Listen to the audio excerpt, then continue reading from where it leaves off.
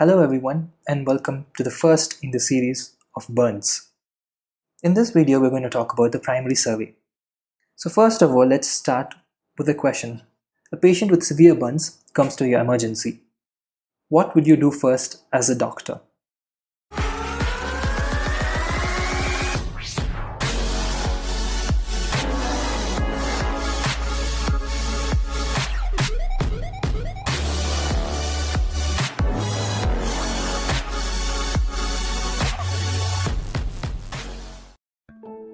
Would you calculate the percentage of burns and start fluids? Or will you reassure the airway, breathing, circulation and disability? Or will you take care of the wound first? That is, you go for irrigation and you apply some topical antiseptics. What would you do first? So take some time, think of the answer.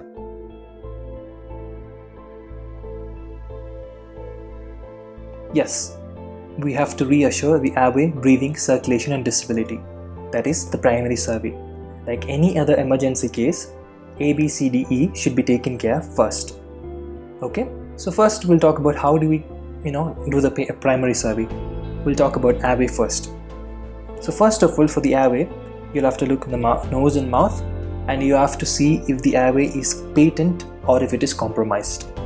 If it is compromised, you will have to do an emergency intubation and you will have to maintain them on a ventilatory support. If the airway is patent, then it's well and good for now, but you have to make sure that the airway does not go for an obstruction in the immediate 2 or 3 days. Now when does that happen? It happens in patients with inhalational injury. Now how do we know if the patient has an inhalational injury or not? First of all, you can ask them a simple history that if they were in a fire and that fire was in a closed space, like for example they were in a closed room and there was a fire in that space, so there's higher chances of inhaling gases. And you can also look for certain signs. You can look for decreased levels of consciousness, you can look for carbonaceous sputum, you can look for blistering of the mucosal membrane of the buccal cavity, and you can also look for oropharyngeal edema. There might be also some slight stridor or hoarseness of the voice. So when you have these signs, you know that there is some form of inhalational injury, and it is best in the interest of the patient that you should go for endotracheal intubation and mechanical ventilation. This is because they are going to develop edema later on and the airway is going to go an obstruction. So it is better that when the airway is patent, you go for endotracheal intubation. So this is the basic thing that you take care in case of airway, and you quickly move on to the next thing, which is breathing. So for breathing, you look at the chest cavity and you look at the neck area, and you basically auscultate for the respiratory rate, the depth of respiration, and you also look for bilateral breath sounds if both the lungs are being filled with air properly. So basically in breathing, we are trying to assess the patient's ability to ventilate the lungs and oxygenate the blood. That is it, we are only looking for that. Okay, in the airway, we are looking if there was any problem with taking the air inside. Now breathing, we're seeing if there's any problem with the air reaching the blood. That is it that we're looking at breathing. So like we said, you auscultate and you look for the breath sounds. Yeah. Now the next thing is, sometimes what can happen, there can be a problem with breathing because of circumferential burns, right, in the neck or in the trunk region, and as a result of the circumferential burns, there's formation of eschars. Now this eschars actually prevent the lung or the neck from expanding, and therefore the patient can't breathe. When this is there, you have to immediately do a bedside escherotomy because the patient actually finds it difficult breathing. Okay, so these are the things that you have to take care in breathing. Now we move on to looking at the circulation.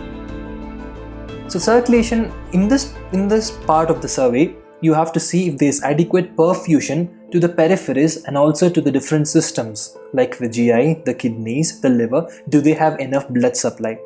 In breathing, you talked about if the air, or let's say properly, if the oxygen is reaching the blood.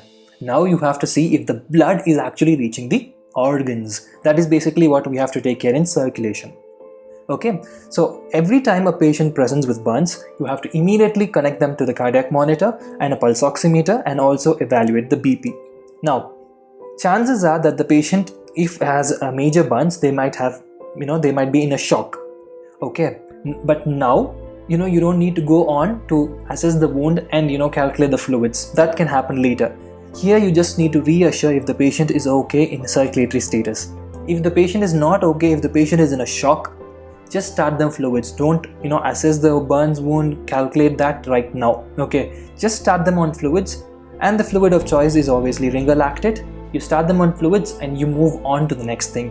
In the secondary survey, which we'll talk about later, you actually look at the burns wound and you calculate the percentage, then you calculate how much fluid that you have to give. That will take care of later. Okay, but now you have to see for immediate life-threatening complications, right? So you look at the circulation and you also look at the perfusion to the extremities. Like in breathing we talked about, where circumferential burns can cause eschars. The same circumferential burns can also occur in the limbs. And when they occur in the limbs, they are going to constrict the limb, the circulation to the peripheries of the limb. So when that is there, the limbs are going, the fingers or the toes can undergo necrosis. They are going to have a reduced blood supply. So in that case, you will have to do a bedside escherotomy again. Again, you should not wait for the disappearance of the pulse. You will have to monitor them continuously. So that is basically circulation. You have to first of all make sure that the essential organs are receiving blood. That is it.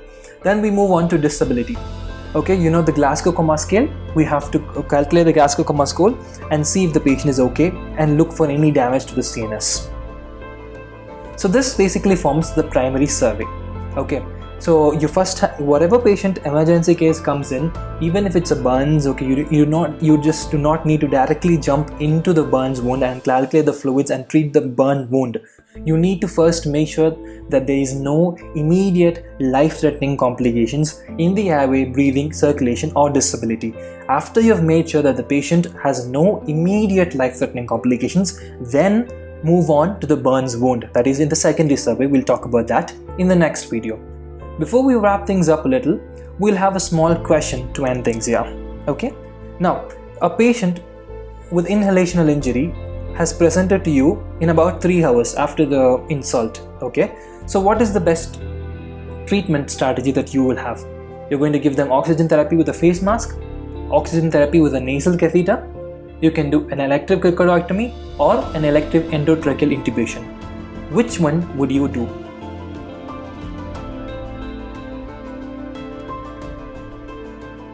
And yes, the answer is elective endotracheal intubation. And why is that? We already saw that inhalational injury can cause edema, and therefore you need to prophylactically go for endotracheal intubation because later on they might develop that edema. And how do we predict that if they're going to develop that edema later on? We ask them some history and we also look for certain signs, and these are those signs, right? So with that we complete the basic primary survey for burns. So that was about the primary survey. In the next video we'll talk about the secondary survey, in which we'll talk about the assessment and management of a burns wound. The assessment will talk about how to calculate the degree of burns and how to calculate the total body surface area of burns involved. In the management of the burns wound, we'll talk about fluid management, wound management, and degree-specific management.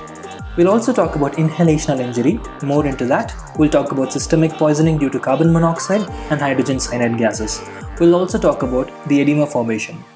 Then we'll talk about anticipating burn complications like eschar formation, shock, and abdominal compartment syndrome. So until then, see you in the next video. Goodbye.